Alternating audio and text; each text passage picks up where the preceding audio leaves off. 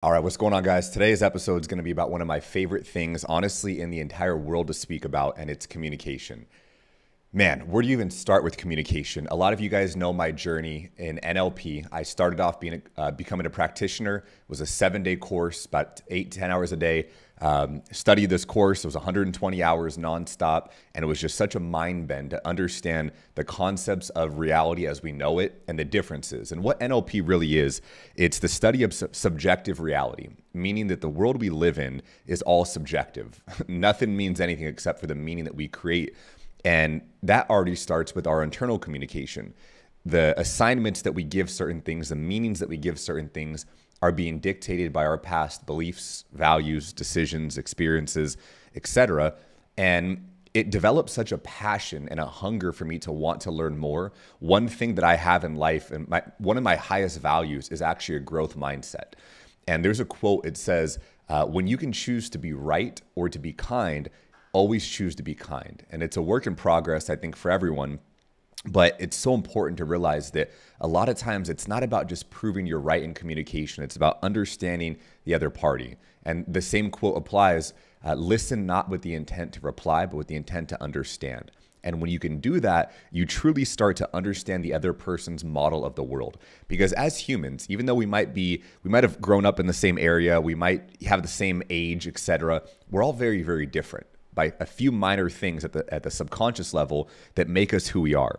So going back to communication now, there are so many different facets that make up communication. Communication in our relationships intimately, communications with our friends, communication in the place of work.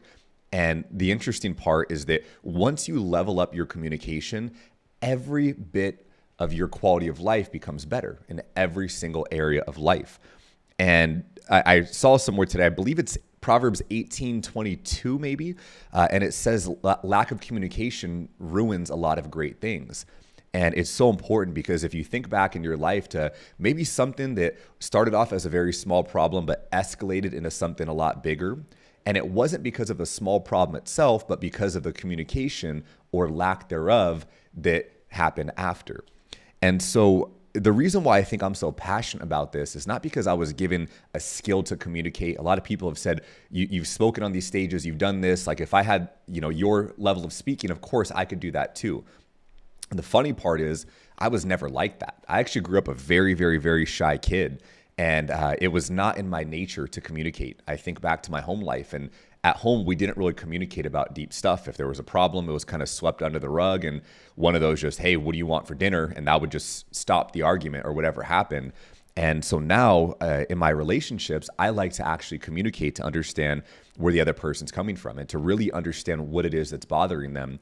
And I've done a lot of work personally, not just on communication, but also on my heart and on my ego and my pride, to not let myself think that I'm always right or I know too much, to hear the other person out. Because an idea is only as strong as the holes you can poke in it. If you can poke a whole bunch of holes in your idea or in your concept and you start leaking water, it wasn't really that strong to begin with. And so if you think back to different areas of your life where communication either helped create something beautiful or tarnish something that was beautiful, it really starts to shed awareness on the fact that we all need to learn how to become better communicators. And although I'm not teaching my NLP courses anymore, I became a trainer in that field of neurolinguistic programming. I teach it now to all of my agents in my insurance industry. I teach it in the context of selling, of understanding their own internal dialogue, what's going on in their mind, and really how to communicate more effectively with other people.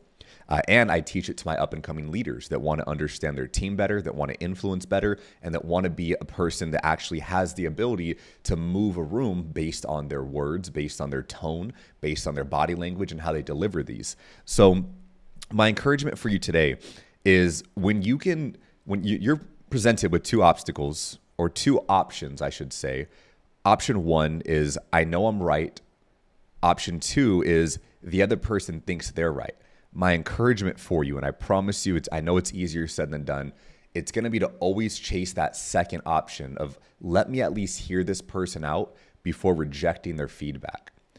Because once you do so, you start to develop a habit of becoming someone who listens, becoming someone who actually understands other people's perspective. And listening versus active listening is a very, very, very different thing. In sales, I would often teach people to have one of those pens. I think I have one right here that has these different colors on it. So if I hear someone saying something that's an emotional trigger for them or saying something about their family that they really love, I might circle that in green. Versus if I hear them talking about something that they're afraid of, a fear, I might circle that in red. That way now I can refer back to that. And if they say, hey, you know what, I can't afford this, I might go back to one of the fears or one of the things they value. Well, hey, John, I understand, but based on what you said here, it seems like if you don't afford this, one of your fears might come true of leaving your family into a bad position. And that's the context of the insurance space, but it applies for everything. And that developed not just from some little pin, but from my ability to actively listen. And if you think about it, wars were started because of lack of communication. Wars were ended because of great communication and agreements that have happened. And in your relationships with your partners, with your friends, you have to be willing to communicate because it's not always going to be easy, but it's always going to be worth it. Very least, you're going to understand that person better and realize, hey, we don't have the same level of thinking. But at the best case scenario, you're going to be like, man, I love you. Like this problem that we're facing, it's not even that big if we work together. And it should never be you should never be you against your partner. In sales, it should never be you against the prospect trying to argue each other's side. It should be you and your partner against the problem, or you and the prospect in sales against the fear, against the pain point, working towards that solution. And this goes a lot deeper than just sales. A lot of my content is related to selling. And I think that selling is just a very, very small portion of what communication really is, because communication is a way higher chunked up version. And if you guys can become better communicators, I promise you your quality of life is going to increase. Your friendships are going to deepen. Your intimate relationships will get better because you're going to go to new depths that you have not been able to experience before. And I hope that at the very least, this sparks your passion to want to learn more about how we communicate, why we communicate, the different ways and languages of communication that we have, and not in the terms of actual languages, but how do we communicate? Are we visual? Are we auditory? Are we kinesthetic? How do we learn information? How do we present information?